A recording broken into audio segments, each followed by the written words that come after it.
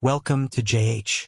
In this guide, I'll demonstrate how to maintain leading zeros within Google Sheets. If you're dealing with order tracking numbers or similar data, you need to prevent those initial zeros from being automatically removed. Start by highlighting the specific area where you want this formatting applied. Next, navigate to the Format menu, select Number, and scroll down to find Custom Number Format. Click that option. In the text box, simply enter the total number of digits you require using zeros. For instance, if a tracking number needs 7 digits, type 7 zeros. 1, 2, 3, 4, 5, 6, 7.